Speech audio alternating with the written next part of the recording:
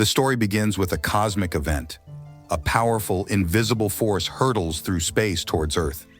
It crashes into an African church, entering the body of the preacher mid-sermon.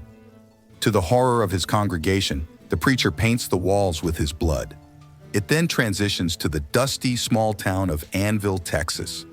Here we meet Jesse Custer, a man of the cloth struggling with his faith and purpose.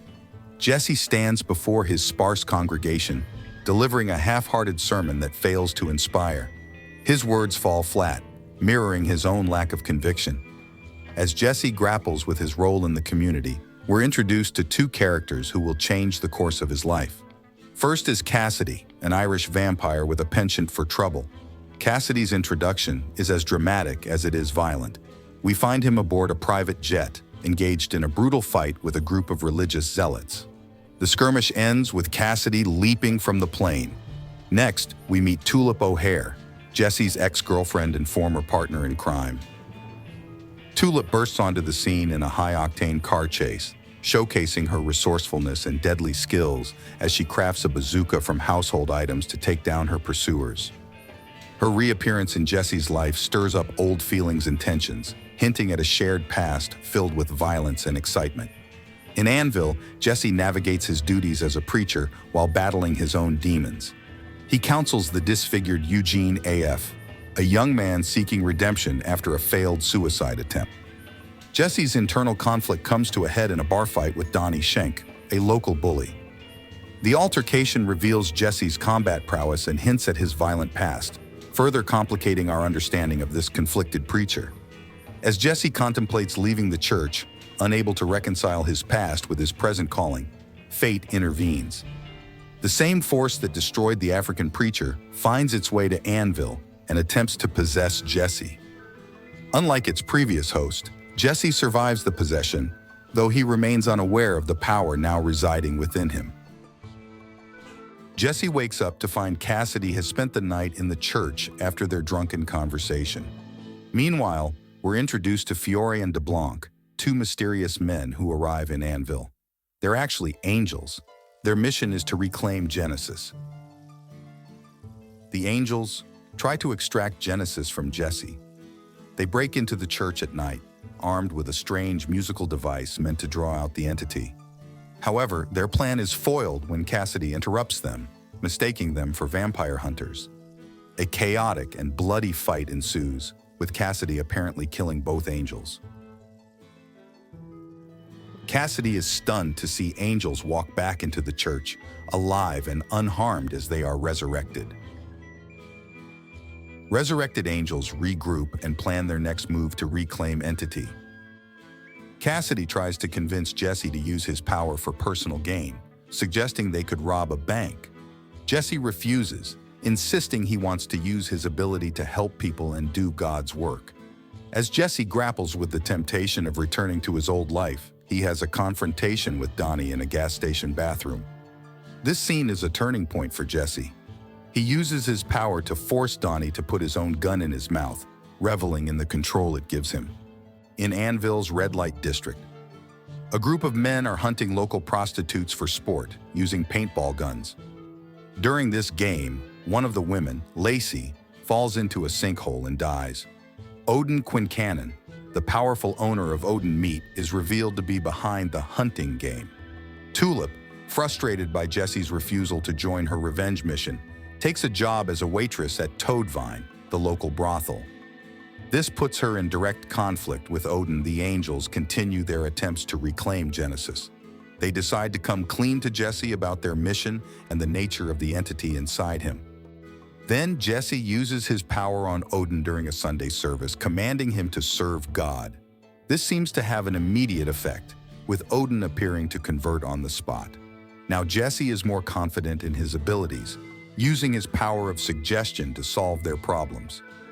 This leads him to believe he's finally fulfilling his role as a spiritual leader. Odin appears to have undergone a dramatic change, suddenly interested in Christian literature and seeming more compassionate. Tulip continues to struggle with Jesse's refusal to join her revenge mission. The angels reveal more about Genesis, describing it as the offspring of an angel and a demon, and warn Jesse about the dangers of possessing such power. Jesse remains convinced that he can use this power for good. Then, a confrontation between Jesse and Donnie Shank happens. Donnie, humiliated by his previous encounter with Jesse, returns with a gun. However, the tables turn when Donnie realizes he can resist Jesse's power by deafening himself. This revelation shakes Jesse's confidence in his abilities. Now Jesse is meeting the angels at a local motel. Here, the angels finally reveal the complete truth about Genesis. It's a powerful entity born from the forbidden union of an angel and a demon, and it has the potential to destroy the world if not contained. Their conversation is interrupted by a higher-ranking angel sent to eliminate the angels for going rogue. What follows is an intense, darkly comedic fight sequence where the angels repeatedly die and resurrect, showcasing their immortal nature. Jesse and Cassidy are drawn into this surreal battle halfway through. After the fight, Jesse is left to grapple with the revelation about Genesis and refuses to give it up.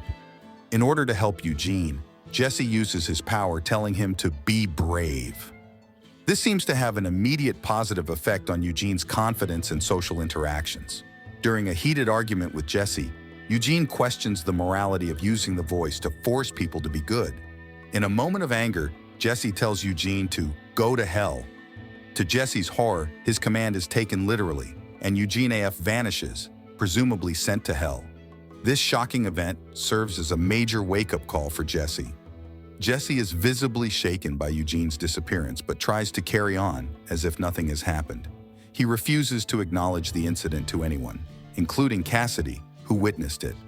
This denial creates tension between Jesse and those closest to him.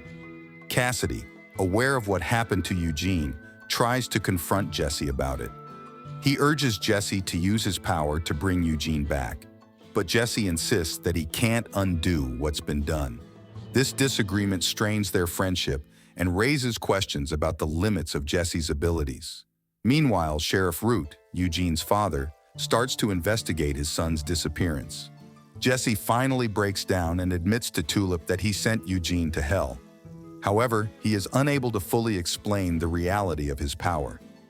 Cassidy reveals his vampire nature to Jesse by stepping into sunlight and bursting into flames. This shocking moment forces Jesse to confront the reality of the supernatural elements in his life and the consequences of his actions. Jesse barricaded inside his church, facing off against Odin and his men, who are intent on demolishing the building. Jesse is haunted by Eugene's absence. He repeatedly attempts to use his power to bring Eugene back from hell, shouting, "Come back!" into the hole in the church floor where Eugene vanished. Each attempt fails. As Odin's men try to breach the church, Jesse uses his powers and combat skills to fend them off in increasingly creative and violent ways. This sequence showcases both the extent of Jesse's abilities and his determination to protect the church. Meanwhile, Tulip adopts a dog from a local shelter, naming it Brewski. The siege takes a turn when Donnie, wearing noise-canceling headphones to protect himself from Jesse's voice, manages to capture Jesse. However, in a pivotal moment, Jesse convinces Donnie to release him by promising never to use his power on him again. This marks a turning point for Jesse as he begins to recognize the ethical implications of his ability. Now we see a new character called Saint of the Killers. We see the Saint's tragic past in the Old West. Once a loving family man, he sets out to find medicine for his sick wife and daughter. Delayed by various obstacles and his own violent nature, he returns too late, finding them both dead. Consumed by grief and rage, he eliminates the entire town, setting up his transformation into the immortal killing machine known as the Saint of Killers. Back in Anvil, Tulip is taking care of a severely burned Cassidy. Unaware of his vampire nature, she's confused by his rapid healing and insatiable hunger. In a disturbing sequence, she feeds him small animals, including her newly adopted dog Brewski, to help him recover. Fiore and DeBlanc, the angels, embark on a journey to hell to find Eugene. They take a bizarre train ride to the underworld, but only Fiore returns, implying DeBlanc's permanent death. This development adds urgency to their mission to reclaim Genesis. Jesse, having escaped custody after turning himself into Sheriff Root, returns to the church to prepare for his contest with Quincannon. Jesse finally agrees to give up Genesis to the angels. Jesse then prepares to summon God to Anvil, using the angels' divine communication device. The entire town gathers at the church for this momentous event, creating a tense and expectant atmosphere. When God appears, he at first seems to be the traditional bearded figure many expected. Jesse, suspicious of some inconsistencies, uses his power to command the figure to reveal the truth. It turns out to be an imposter, a hired actor used by heaven to maintain the illusion of God's presence.